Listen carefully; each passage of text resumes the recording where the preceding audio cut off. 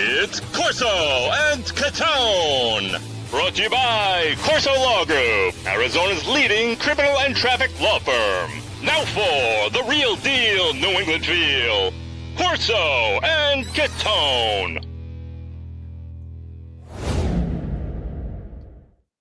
Welcome into Corso and Catone, the real deal New England feel. I'm Corso. Catone is here. Joe's with us in the booth. You are watching us on YouTube.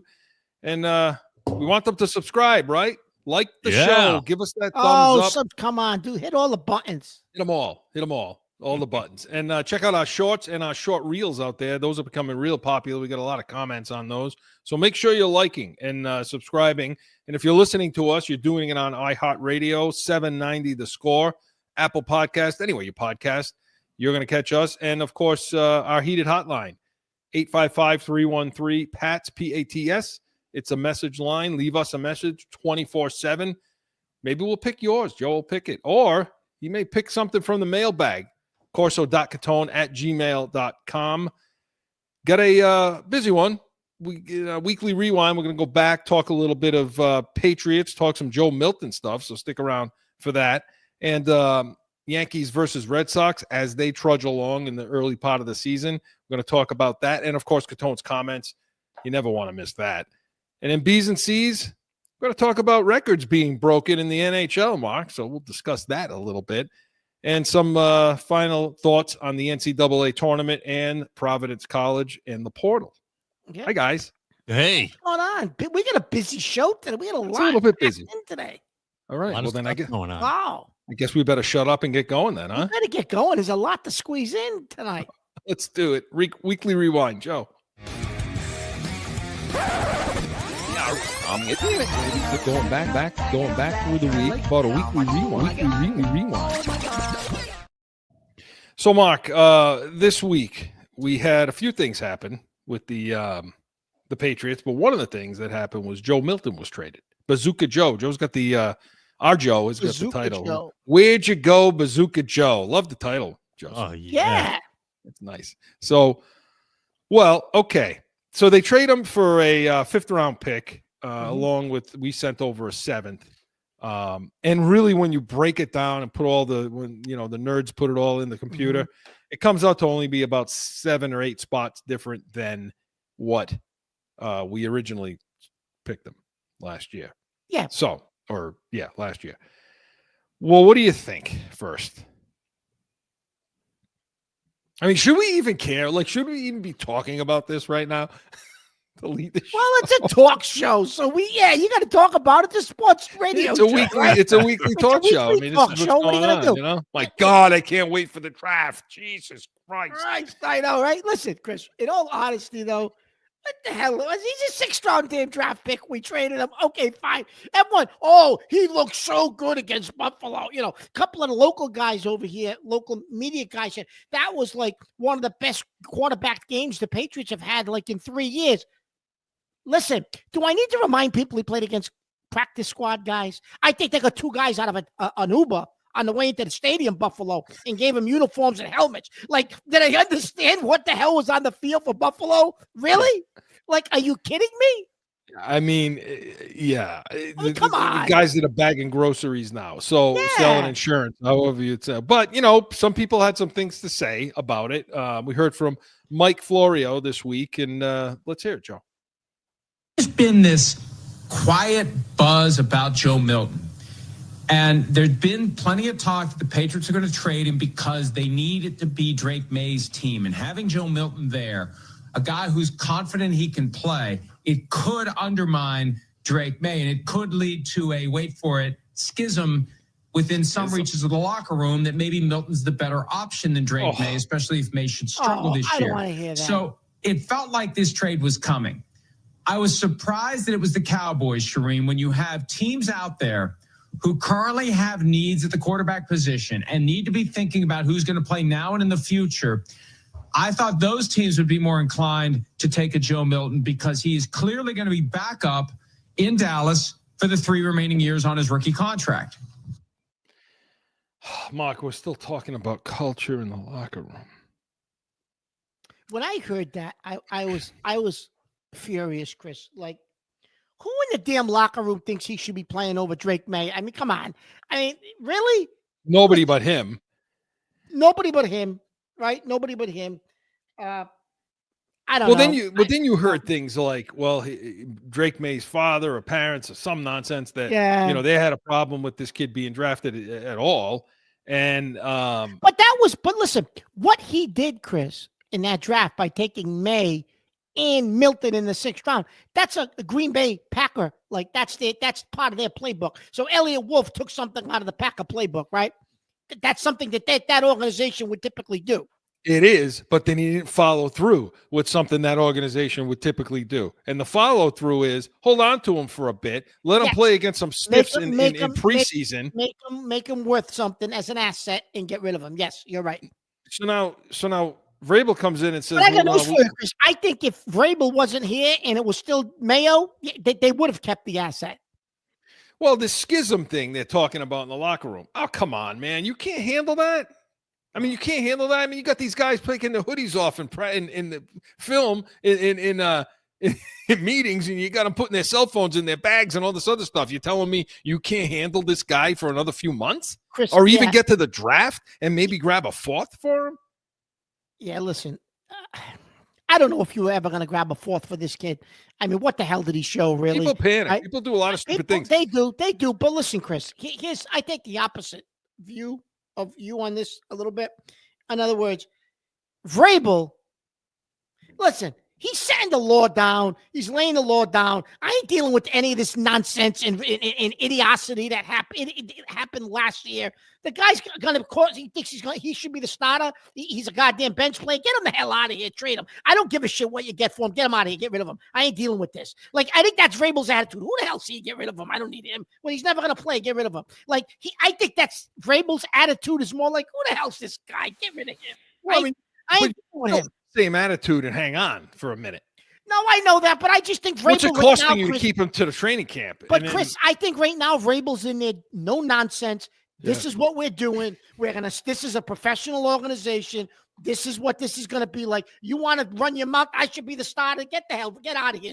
Scram. Get out. Bye. Like, he wants to set that standard and that culture. Listen, I'll get you the hell out of here. I'm the coach. I ain't no Gerard Mayo. I'm a professional football coach who's been doing this a long time. You don't like it, get the hell out. Like, I look at it as that's what he did in getting rid of him, Chris. Not that he couldn't handle the guy or waited longer. I think he was like, he's a peasant. Get rid of him. I don't need him. What was he? You know what I mean? Yeah, we're going to hear some of that lay down the law tomorrow on the Pats Nation, 8 a.m. Eastern, where we're going to play some of Mike Vrabel. And I haven't heard anybody mention that, Chris, that's why Vrabel did it. Not because he can't handle it or doesn't, like, I think Vrabel just is he's setting down that this is a no-nonsense team now. We ain't dealing with any of the goddamn drama that happened last year. So you know what? Get rid of this kid. Who else is this kid? Get rid of him. Yeah. You know what I mean? But nobody took that point of view this week, Chris. Well, I'm really surprised. I mean, it'll make more sense, like we say, when we play that Vrabel cut tomorrow about him when he addressed his team this week. I know you and I are going to probably butt heads on that one a little bit. Maybe a little bit. So tune in tomorrow. You want to see some fireworks. Some other stuff in this week. Talking about the draft. Okay, draft's coming up. Here we go. Tomorrow on the Pats Nation, we're going to really do a deep dive into corners and safeties. And we're also going to talk about draft scenarios. But one thing they're talking about is Travis Hunter to Cleveland talk now. Yeah, that's really heating up right now. So with what we're hearing, it would be what?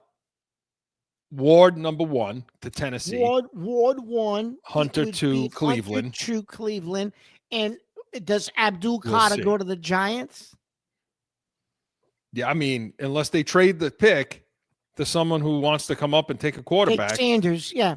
Because a lot of people have got Carter going. A lot of mock drafts have Carter going to us at 4. Yes. So if he drops to 4, Chris, then I was listening this week where, Carter's dropping in the eyes of some people. And do you really want him? Is he a locker room guy? Does he practice? He only used to show up on Saturdays. And is that the type of guy that you want? And then you started to hear about Jalen Walker from Georgia, and he's a better fit for this team. Listen, I think Jalen Walker is going to be an all-pro Pro Bowler. He's going to be a stud, yeah. He's going to be a stud. But if Carter's there, You can't pass is on Walker him. better than Carter? No. I don't think he is, Chris. I don't No, think he is. may turn out to be the different players, but the They're thing with different the players. thing with Carter, okay, the versatility of Carter, you know, he's kind of built a lot like Landry. He just doesn't weigh as much yet. Walker is like they're both kind of built. No, like, they're Carter, both I'm kinda talking built about. Like, no, but I think they're both built like Landry, Chris. Where either one of them would fit. But you're right. Carter does a lot of what Landry does. You're right. And so much more. Here's Yeah. the thing with Carter. You could take Carter and you can put him on the end, at the edge. You can put him in a gap. You can put him. And what I love about Carter is he plays off ball. You saw a lot of tape on him playing off ball, which means you can play him all. You can play him all across the linebacking spots, and you can drop him into coverage if you needed to. You know, it's not ideal, but my point is, it's more like Micah Parsons than Yes. anything else. Yes. And I don't know how you pass on him. You can't. So let's say, And I don't know why people are doubting. They're like, and you know what it is, Chris? People are buying into all this culture nonsense. And well, he may not be a fit for our locker room, so we may pass on him, or we might trade down and let somebody else take him and pick somebody else. Listen, if he's sitting there at 4, they got a official scheduled meeting with him next week. right.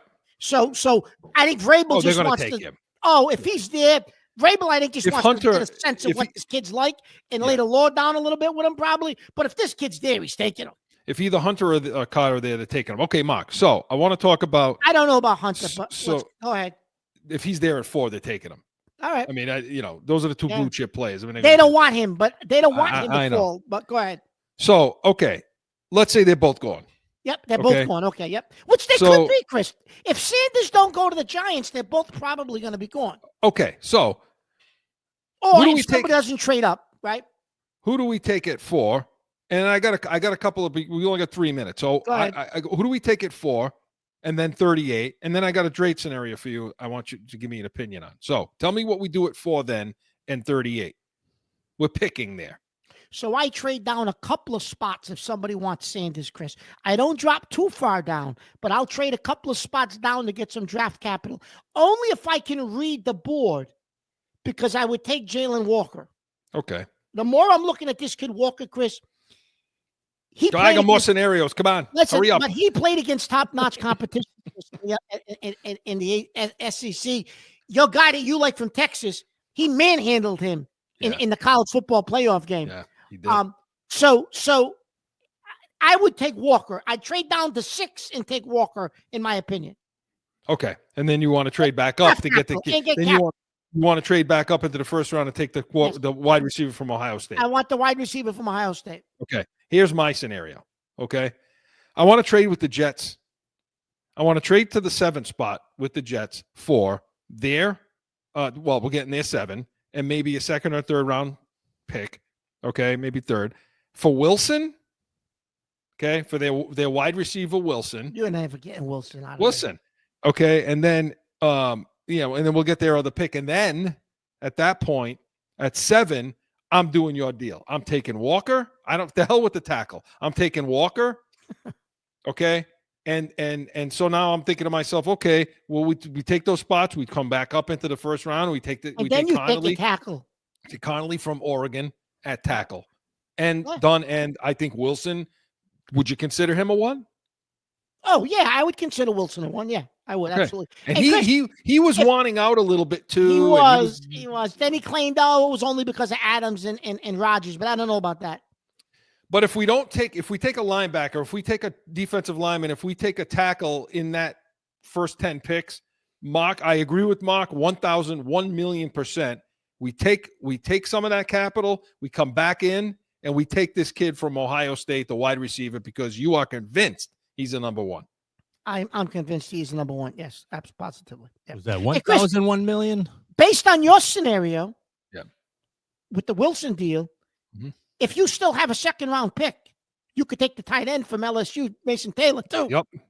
I told you I'm not worried about tackle like other people are worried about tackle. Okay. I think that Marone can make do with what we have. And by the way, Tyron Smith's still sitting out I was there. just going to say, he's still sitting there, Chris. So to me, you get Wilson, you get Jalen Walker, you get The tight end from LSU that you and like, you get the tackle from Oregon you like in that scenario. In that scenario, you can, but I don't know so much as if you'd get that. I don't know if you can do that and still get the tight end, but if you could, yeah, well, great. would you take the tight end over the tackle? Yes. Okay. Nobody's going to agree with me, but I would. Okay. No, I agree. You know, I agree with you. Yeah, I would. So that's what's happened a little bit during the week, and make sure you tune in tomorrow because we're going to have a lot more. But Weekly Rewind was presented by the Pats Nation, Sundays, 8 a.m. Eastern. As I said, tune in. We're going to have a lot more draft talk. We're going to have corner safety talk and some fighting we're going to do tomorrow, too. I can feel it, Mark. I can feel it. But when we come back, we're going to go Yankees versus Red Sox. No flipping. Sundays are for football. And here in New England, that means it's the Pats Nation with Corso and Catone.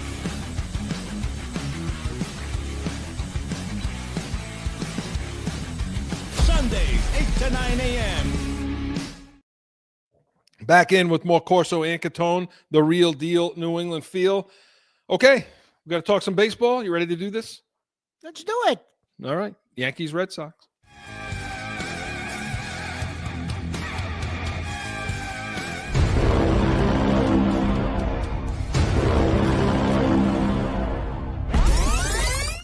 Joe, you know what I would love you to do? Oh, my God. With that for our radio listeners and podcast listeners, or whatever. What would you like? Put Godzilla's roar at the end of that thing. Oh, yeah. The old one. Okay. The one. Yeah. Do you know that nobody even knows who? Half of our viewers are so young, they don't even know Godzilla. They don't even know what that is. That'd be great. That'd be great. Anyway, all right, Mark. So here we are in baseball season now. Things are settling in a little bit, would you say? Yes, absolutely. So the Yankees, okay, a lot of hits. We've been seeing a lot of hits. I was going to say, one thing you've been keeping track of, Chris, I was going to bring that up to you. You could talk about it for a minute. I know you've been keeping track every night of not even less than necessarily wins and losses because it's early. You've been keeping track of the number of hits they're getting. Yeah, I mean, they're getting on average. I mean, and I haven't done all the math, so don't when you comment on the show, don't crucify me, okay? But they're averaging somewhere like 10 hits, 8, 9, 10 hits in a game, Mark. They've had games with 15 hits, 14, 17. Down some of them a little more, like nothing really less than 5, 6. And in order to do that, Chris, that means your lineup has to be a little bit more balanced. You ain't doing that with just 2 or 3 guys. You know what I mean? But what I'm seeing in some of these games, and you and I are talking almost daily about this, because we have no life. And so speak for yourself. So the home runs are down. So I'm seeing there are some games where they're hitting a lot of home runs. At first, at the beginning, they were hitting quite a few, right? Okay. Yeah. You started to see that settle down a bit, but the hits are still there, which I'm encouraged by that.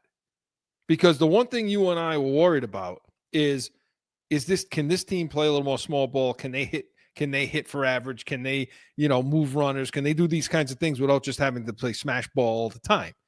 Well, getting a lot of hits gets towards that direction, doesn't it? Oh, absolutely, Chris, because that's always been the issue with this team. Can they get enough? Can they generate runs? Can they manufacture runs in a playoff game where the pitching is probably you're not going to get the 2 and 3 run homer? And that's always eventually been their Achilles heel, and it didn't catch up to them last year until they got to the Dodgers, and the Dodgers had enough pitching. So yeah, Chris, hits top to bottom is always been an issue. But this year, the bottom of the order, Chris, 6 through 9 is they're hitting. 6 through 9 is hitting the ball. Yeah. They are. And Judge is batting 450, home runs, RBIs. Judge is having, Judge is almost like, F off Soto, right? You know what? I'm the captain and I'm the best player on this team. And he's having that type of a year. Yeah. So far. Are you concerned at all, before we get to the Red Sox, are you concerned at all about the run totals? I mean, are they with the amount of hits they're getting? You're concerned that they're not scoring enough runs in some of these games. That's the piece of it, Chris. Yeah, you're right. They're getting hits, but are they timely hits? Are they hits with men in scoring position? So you want to talk about, those the nerds and the analytics, right? So I think we got to do a little deeper dive maybe for next week, Chris. Okay, so they're averaging these hits, but are they getting hits with nobody on base? You know what I mean? Like, is it timely? Are they getting hits with runners in scoring position? I would argue no when you look at the average runs they're scoring per game, right? I don't know what they're averaging, 3, 3, 4 runs a game. But whenever they faced a good pitcher so far this year, Chris, they've been shut down. Yeah. The kid from Detroit shut them down again. That was his name. The Cy Young Award winner, Scuba. I forget his name, but it's the Cy Young Award winner for Detroit. Yeah. Shut him down. Game before that, Pittsburgh, not their ace. It wasn't Skeens, but they got another decent pitcher who kind of limited them to like 2 runs, I think, 1 run. You know what I mean? So. And what do you say about the pitching staff here? Listen, the pitching staff, Chris, is doing what listen, they're trying to piece it together because, they still don't have Clark Schmidt back. Right. He's going to help. So they're using guys, Chris, that they had no intention on using this year. Schmidt was supposed to be a starter. Ill, who's going to be out until probably the All-Star break, expected to be a starter. Never mind. I'm not even going to get into Cole, but the other 2 guys, Chris, when they come back. Well, what happened to Schmidt? Is he? Schmidt had, I don't know, he tweaked his arm. He had arm soreness spring training towards the end, but they thought he'd be back, but he's not back yet. He's not back. Well, we'll see. Here's a problem, Chris, with them, though. Closer, Devin Williams, trade for him, get him from Milwaukee. He's supposed to be one of the top closers in the league. He couldn't close a door. Never mind close a game. He can't close a door. He's getting pounded every time he comes in. They may have to go back to Weaver as the closer and let this kid go be the 8th inning guy for a while because Chris, he comes in, it's just batting practice, or he can't throw a strike. You and I talked about that this week where we said that could be a concern, Chris. If he has a bad year, that's a big issue. Well, the jackass is going to have to see it quickly and say, hey, you know what? Let's put him in a look. Rivera did it. I'm not saying this kid's Rivera. I'm just saying Rivera did it. They put him in a 7th, 8th role, and then Wetland Wetland was the closer. And then because Weaver is lights out again, Chris. Oh, and he's got ice water in his veins. Yeah, the kid does. So that's the move to make. Now, we're talking about the Red Sox now. Devers looks like he started hitting and he hit a home run. Let's hear it, Joe. Deep, this one back, it's gone! Rafi Devers strikes for the first time in 2025. A searing line drive over the monster. A matter of time only before he gets it in the air. There's been a ton of hard contact. One hoppers through the infield, we said. He kind of had his spring training here now the first week, and now we're starting to see some hard contact. That one in the air, driven to left field. That was a bullet. Out of here in the blink of an eye. Rafi gets to wear the Wally head for the first time on the young season. The Wally hat. The Wally hat. Okay, what the? Okay, so he hit his home run. Okay, yeah. These announcers, Chris, it's like Game 7 of the season. It's like he hit a home run in Game 7 of the ALCS. Like, what the hell? That's atrocious. That's a joke. Those guys are necessary. Joke. Those announcers. That's an atrocious broadcast. It's an atrocious network. The product is awful. Horrible. So, anyway. So talking about this though, now. Do you think that he's past that, the issues that he's having in his head about? I don't know if he's past the issues, Chris. I think he's getting into a little bit more of a rhythm because he missed so much time, being pissed off in spring training that he's now starting to get into like rhythm and starting to get into, a regular type of a pattern. So he's getting there. I think he's going to hit better. The kid can hit. He's a professional hitter. I mean, he's a good hitter. If he can keep his head on straight all year, we'll see if he can. Because I don't think it's going to take much for this kid to flip out again. He's not that type of a player. He gets very emotional. But yeah, I guess he's back. If you want to say he's back, I don't know. I guess you could say that. Who the hell knows, right? But I am going to say this, Chris. One of the things that might come back to haunt them eventually is Bregman. I know it's only, game 12 or whatever, but Bregman's leading the American League in errors for third baseman, if you can believe it. And the Red Sox are leading the major leagues in errors.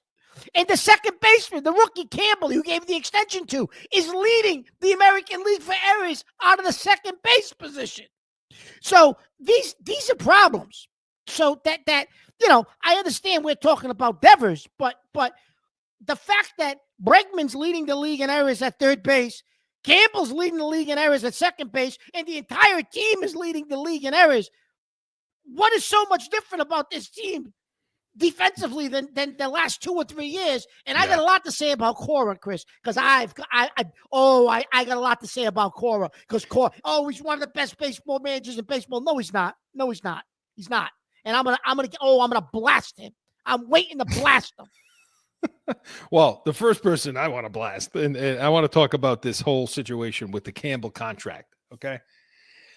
Did you hear the Breslow comments this week about this Campbell contract and that they signed them and so on? Well, if you didn't, here it is. Today, sharing what I would call a massively significant moment for this organization, because Christian was not drafted in the first round. He wasn't a top prospect upon entering the organization. What he was a good player who made himself a great player because of his work ethic and diligence and open-mindedness and attitude. So in many ways, he is a prime example of what's possible when great scouting meets great development around a player who prioritizes maximizing his potential over everything else. And so there are so many people in this organization who should feel particularly proud about their contributions to Christian's development, from our major league staff all the way down to hitting coaches in A-ball and the entire player development and scouting groups. Shut this guy up. And hey, nerds, we're going to be coming to listen. He's going to be talking about us. Hurry up, get to the TV. He's going to be talking about us right now. Mark, what'd you say? Someone's got photos on him, right? Oh, my God, this Breslow. I mean, come on, Chris. Have you ever heard a dorky, stupid-ass thing to say? But, Chris, how is this kid great? How great he's become. He's played 12 games in the major leagues. Last time I checked, he's leading all second basemen in errors in the major leagues. What is so great about this kid? His last 3 games, he's swinging a bat like a little leaguer. What the hell's he talking about? Let him put up a season of stats, or let him put together a string of 2 or 3 good years. Okay, the kid's got potential. Half the kids in the minor leagues have potential. It's as if he's at home plate and they're handing him the batting title. Breslow must have got tortured as a kid. But somebody tortured him as a kid. That poor guy. They must have stuck him in the locker a time or two. But here's the thing, okay? What pisses me off about this is the amount of just gush love, pull my pants down for the nerds, for all the analytics. And that's what he's saying. You know, he's saying that all the analytics guys, all the jerks that got in the clown that got in a fight with Jim Rice for trying to give instructions. And I think this was the kid that he was talking to. Probably. Okay? Yeah, probably. This was a middle finger to Jim Rice because they want to take all the credit for it. No. You don't want to hit. You don't want to hit. You don't want to make contact. Just make contact. Hit the ball in the air. Put the ball in the air. I've never seen such a commercial for their own. Oh, it's disgusting. It was ridiculous. Gross. That was gross. That was gross. You're a dork. You're a nerd. Stay behind the scenes where you belong. Talk. The last minute we got. Go ahead. Unload on Cora. Listen, Chris, they're playing the other day with these gaiters around their neck. They're up to their eyes because it was a little cold, a little chilly. You're supposed to be professional baseball players. What are you kidding me? I get it. Listen, you got beat up by a dome team in bad weather. And an indoor team went in there and kicked your butt. And you're sitting there like you're a bunch of little leaguers shivering and shaking. Like, listen, I've had enough of Cora, okay? They lead the league in errors again. They're a soft team. That's not going to change all year, Chris. The mentality of this team is they're soft. They're not. Listen, he's not the manager everybody thinks he is. They stole signs. They cheated in 2018 to win that World Series, just like Houston did. That's what he brought here. He ends up getting fired. They bring him back. What's he done since? He's done garbage since he can't cheat anymore. You can't cheat anymore, Cora. I'm sick of talking. You know what? I praised him, Chris, for the last 2 seasons. I'm done with Cora. Show me something. Show me something different, Cora. Show me something. Because I don't think he's as good of a manager as everybody thinks he is, Chris. Anybody can print something out of a goddamn computer and freaking coach off of it. What the frig? I'm going to give a Catone's comments next week on Cora because I have a whole list of stuff that I want to talk about. I've had enough of him. All right. Well, make sure you're tuning in for that next week, and let us know what you think in the comments, and make sure you subscribe and hitting that thumbs up on YouTube. By the way, you know you're going to watch? Put on that Netflix series, the Clubhouse, Chris. It's on the Red Sox.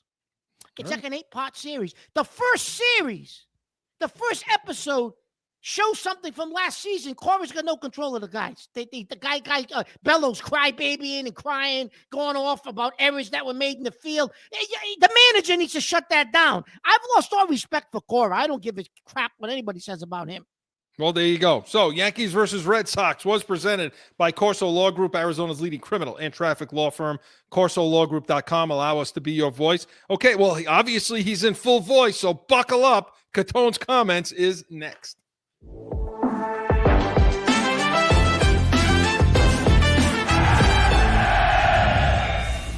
No one ever thinks they will be in need of a criminal or traffic lawyer, but things happen. CORSO Law Group is Arizona's leading criminal and traffic law firm. Call or go online to CORSOLawGroup.com and talk with these expert attorneys who I know will help. Time for Catone's comments! All right, so I have a pet peeve in my house. All right, I got a pet peeve. I don't know if anybody else has this go on in their home, but it drives me out of my mind.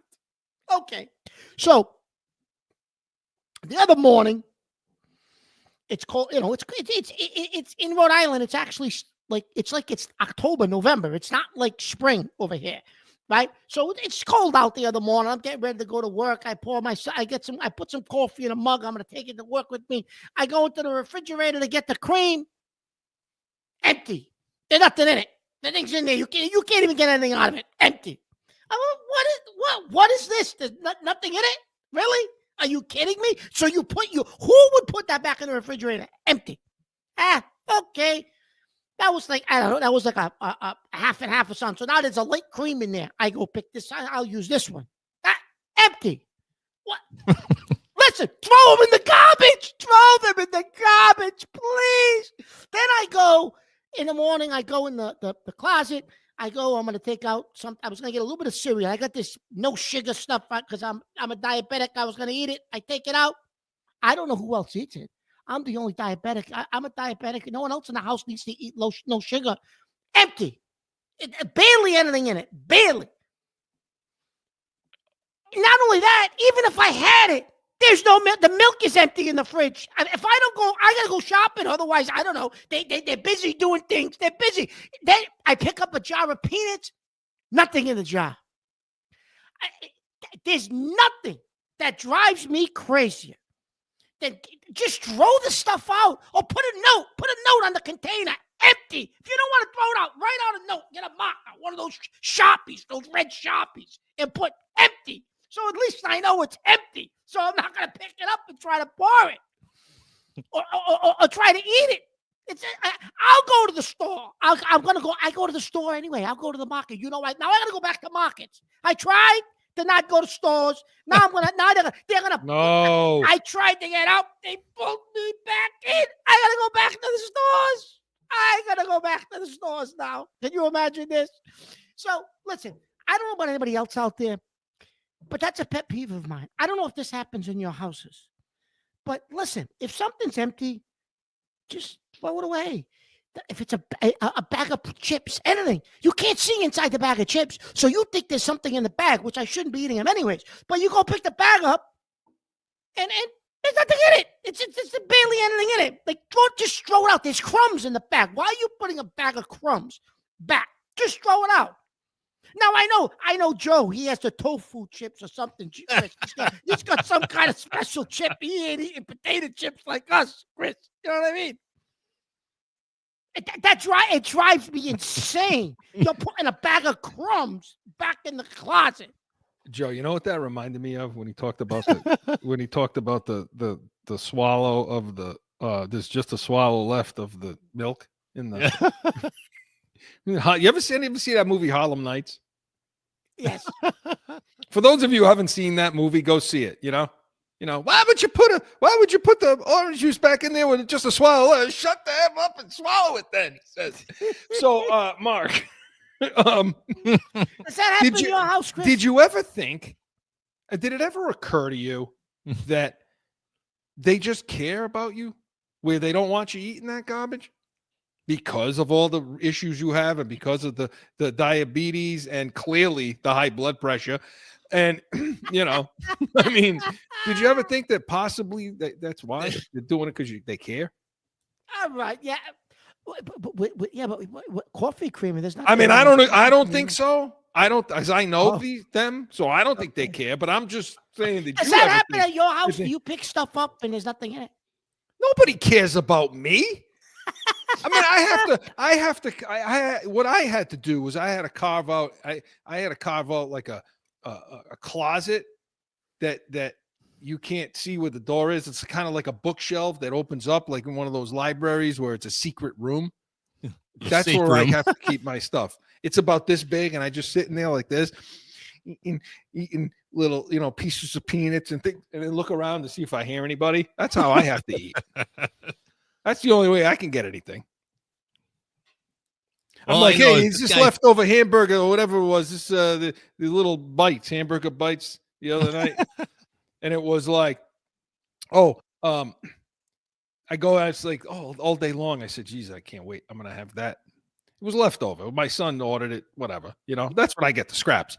And so, I was like, I can't wait. I'm just thinking about it all day. I'm gonna have this little hamburger thing, whatever. Because I'm trying to eat better. I'm trying to lose a little weight, And what happened? It was gone. It was gone. Trying to get to your radio weight. It was gone. My radio weight. It was gone. Nobody cares. Nobody cares about you. They don't care about me. The only reason why they care about Joe is because what he eats tastes like garbage. It's like eating a piece of cardboard. He made me eat that stuff when the last time I was there. Try this, he said. I was outside spitting out everything. Like, I'd rather be unhealthy. I don't. Right? Rather be unhealthy, right? All I can hear, though, in the store is that Mark's going to end up having to go to the store. We don't want that. Yeah, we don't want that. Chris, I can't get away. I can't get away from going to the store. So I have some advice.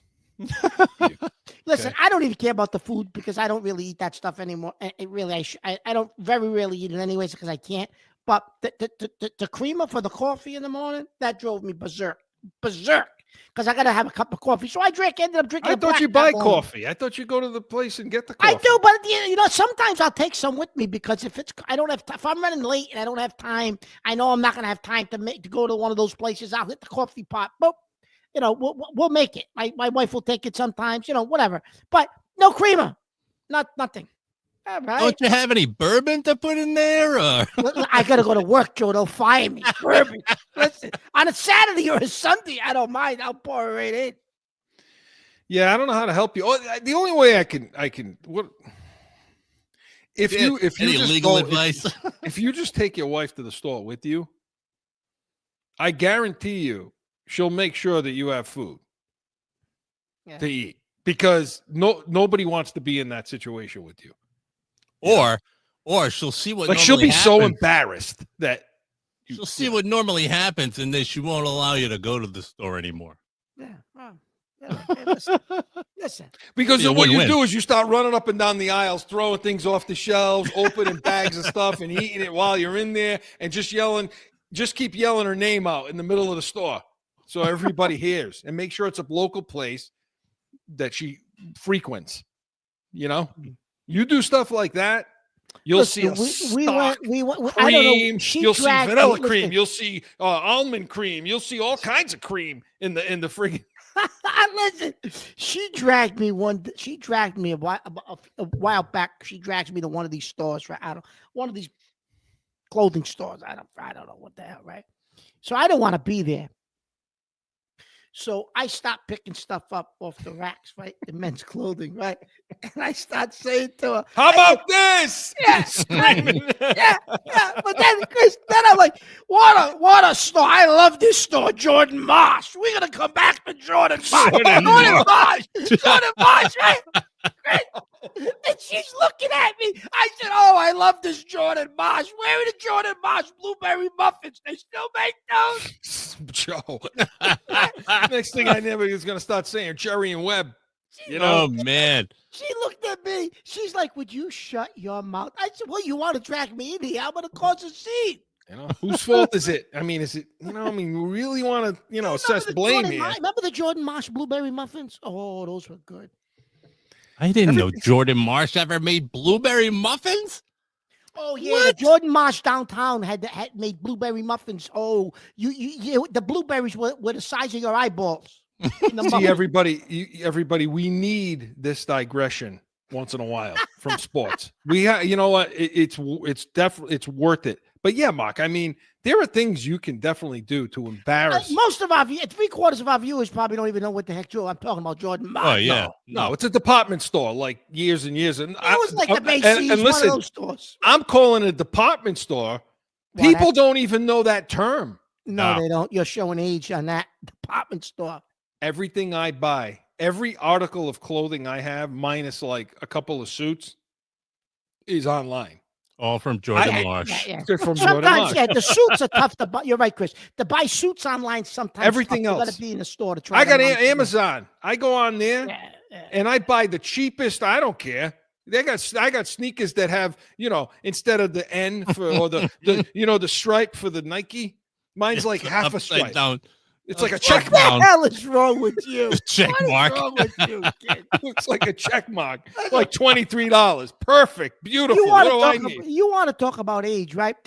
We were having some conversation the other day, right, with this guy I work with. He works now. This guy's in charge of the whole HR, right? Hold on a minute. Is he going to be listening? Because be careful. He could be anyway, right? So we're talking with another guy, and the other guy's making reference to Belichick about coaching a team, and he's trying to equate it to hiring the right teachers, right? And I said to him, I said, "What are you talking to him about that for? He's not a Patriot fan. The guy's from like the DC area, so he's a Commanders fan, right? But of course, me with my age, I forget. I said he's a Washington Redskins fan, right? Well, everybody in the room looks at me. Did the walls collapse? He just said the Redskins. Why do I care? I said, listen, I'm showing my age. The Redskins. Wow.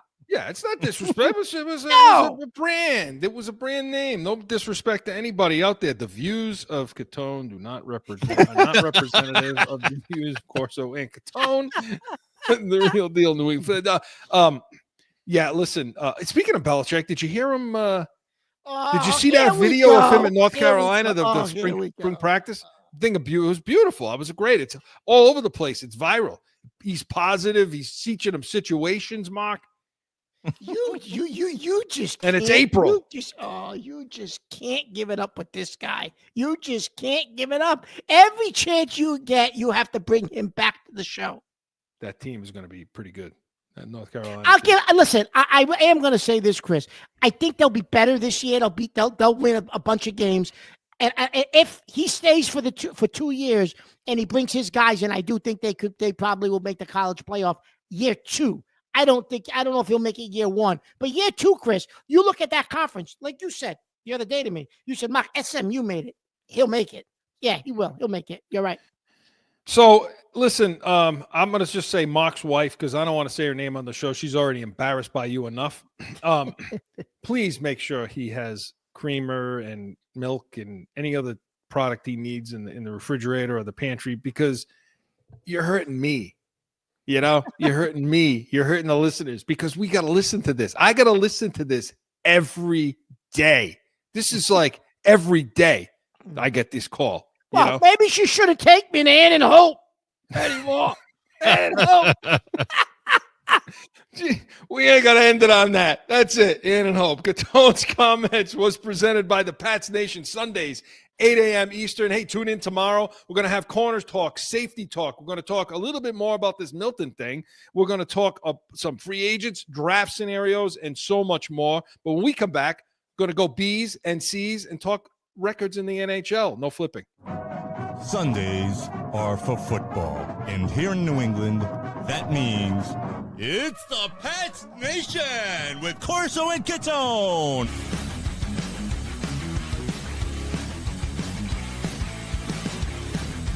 Sundays, 8 to 9 a.m. Back in with more Corso and Catone, the real deal, New England Field. Would you shorten the commercials? I had to admit, I'm trimming things down for our viewers. You know, You gotta rush yourself back in now. I swear to God, he loves to do this to me, and he doesn't tell me. He doesn't. We have our pre-show meeting, whatever you call it, production meetings. He doesn't even say anything. You know, you love that. Gotta keep you on your toes. You know, keep you fresh. Is it because I made fun of? Is it because I made fun of the garbage you eat and the cardboard you could ingest every day? Listen, he's healthy, Chris. Unlike us, he's physically fit and healthy. I don't want to be healthy. You understand? I don't want to be physically fit. I'll go down with the ship. That's it. I just want to eat and be left alone and watch all this stuff behind me. But we have to. But I digress. Let's move on to some other things. Let's talk a little bit of B's and C's. We want to talk. You know what? We're not even going to talk Bruins and Celtics, but we are going to talk some hockey. Joe. Hit it! The Celtics are the world champions, and they have shown the world how great a ball club they really are. Screen shot.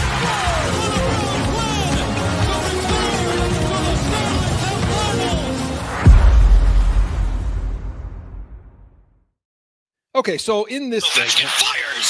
The chasing days are done. Alex Ovechkin is the greatest goal scorer in the history of the NHL. I can tell you firsthand, I know how hard it is to get to 894.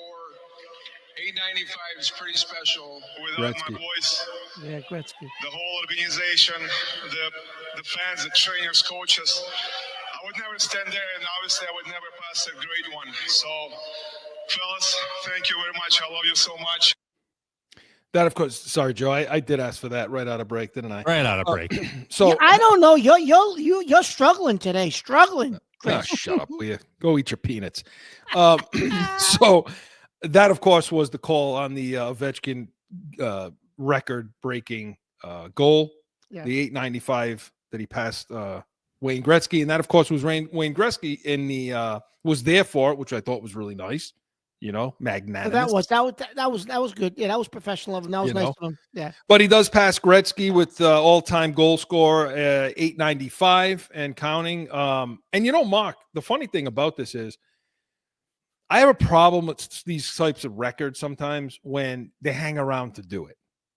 Yeah. You know, do you think Ovechkin's hung around to do it? No, he scored like 42, 43 goals this year. I mean, he's not. Yeah. No, he's not hanging around, right? No, yeah. I think that I think you see it less that kind of crap less in hockey than you do in other sports, don't you? Yeah, I think you do. You know, well, I do think that this other clown is sticking around just so he could break some more records because he thinks he's the GOAT, LeBron James. He wants to be considered the GOAT. You love LeBron James. My God, any chance he gets, Joe. Oof. I don't blame him. Hollywood I can't stand it. I can't stand him either. I think he just kind of ruined basketball in the way that he did with Cleveland and all that whole thing going out to Miami and just, you know. The whole reason the NBA there's flopping and rules on flopping is because of him. Yeah.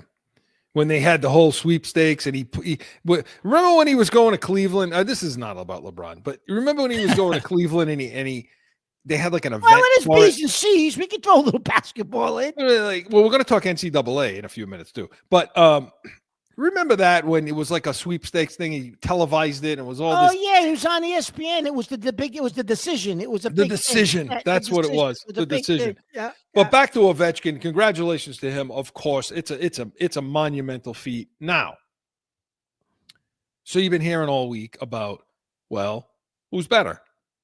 Does this mean that that you consider him a better a better hockey player than Gretzky, or no? Because a lot now you're talking generations apart now. So you wonder, the questions that are being raised are, one, is he just as good, if not better? Would Gretzky have done it now? Would Ovechkin have been able to do it then? What say you, Mr. Peanut? No, I think Gretzky was better, Chris. I think Gretzky was a better all-around player. I think Ovechkin, yeah, he's a good goal scorer, but Gretzky, Chris, had more assists, I believe. Gretzky played in a more wide-open game than Ovechkin. Ovechkin, Chris, gets a lot of his goals from like how he scored the goal to break the record. He'll score from the slot, from the wing. Like Gretzky was all over the ice, I thought, Chris. He was a different type of a player and goal scorer than Ovechkin. Yeah. Me personally, if you watch the two and you watch the tape on both of them, Gretzky was the better overall hockey player. I'm not, overall, he was a better hockey player. This to me is like the LeBron Jordan argument. Yes. Yeah. And not even really, but there's no question in my mind that Jordan was the best ever. There's no question in my mind that Gretzky is the best hockey player that ever lived. Yeah. There is no doubt, no question, end of story, period. I think you'd be hard pressed to find someone to argue against that. But the more interesting question is, could it have been done? Like, if you pull Gretzky into this era, into this game today, because it's interesting, because you look at it and you say, well, what's the goaltending like today? I don't think it's as good. I don't think it's as good, Chris. See, here's the thing. I think it is.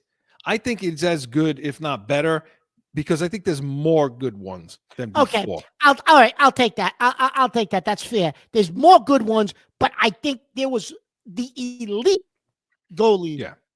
There were more back in those days. You had Kenny the Grant Fures and the you had those guys. You had those types of guys, right? But overall, yeah, there may be more better goaltenders now, top to bottom. Yeah, I'll give you that. Now, what I will say to you is the goaltending today, the equipment.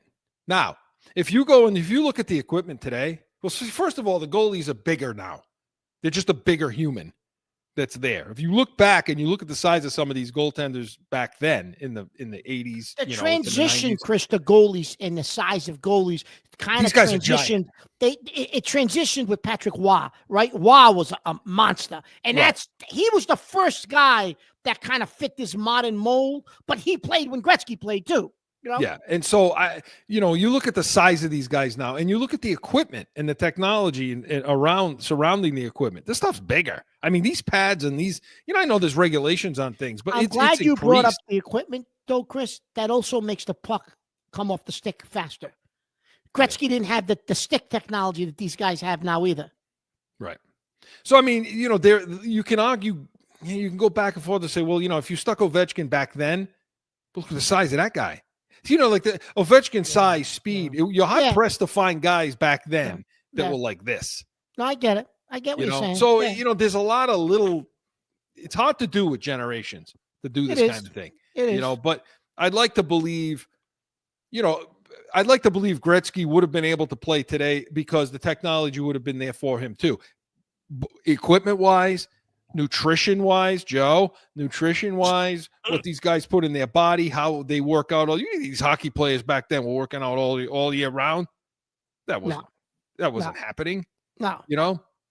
But today, these guys are on regiments. They got a lot more funding. The game is so much more well funded, I guess you would say, more popular that way. So it's definitely an interesting debate. The bar, just like in with Brady and Mahomes, isn't the bar championships? And Gretzky's got 4, and Ovechkin's got 1. Doesn't that and MVPs too? Does think Gretzky go Gretzky's at 9.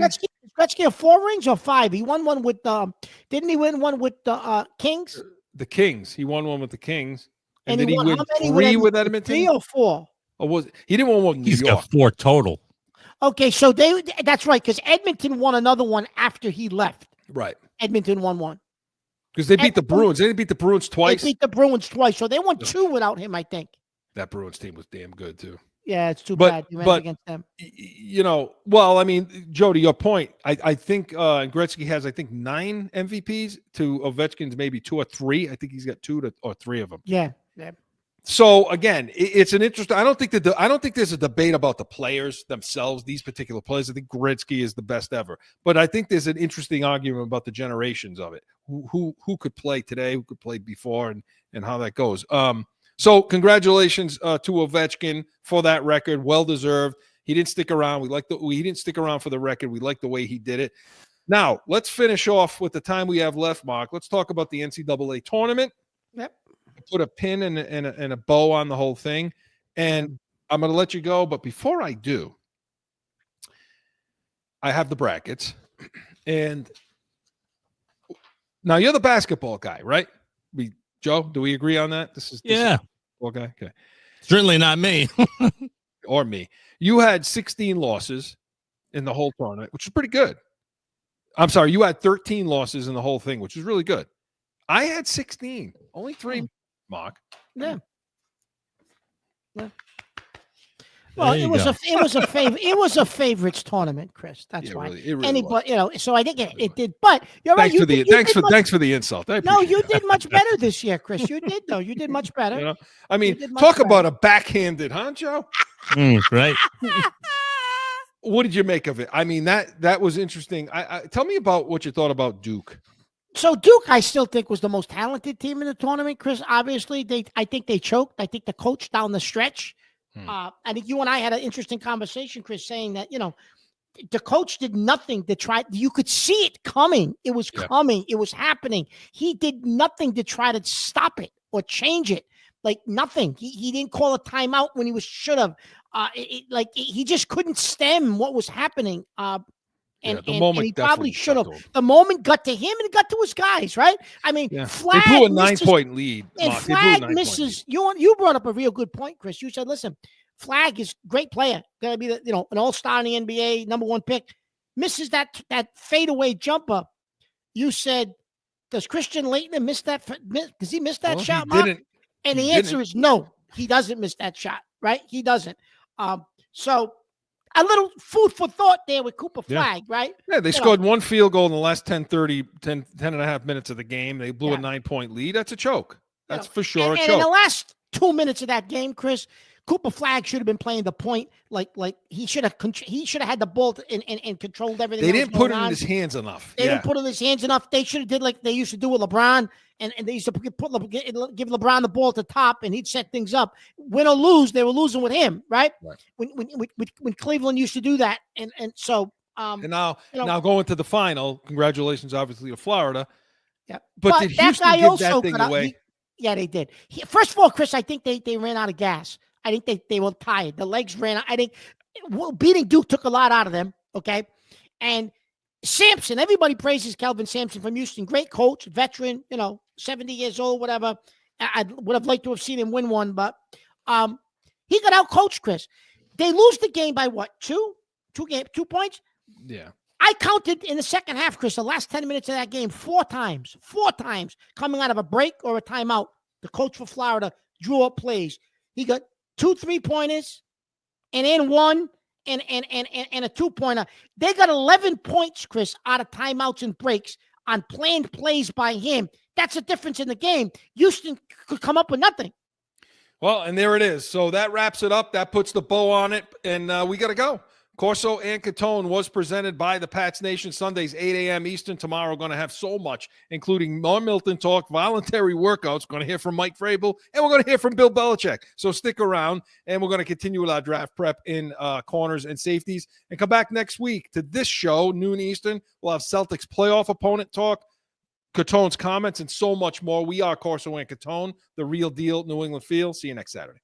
Now find Corso Catone on AM 790, The Score, iHeartRadio, iTunes, wherever you podcast.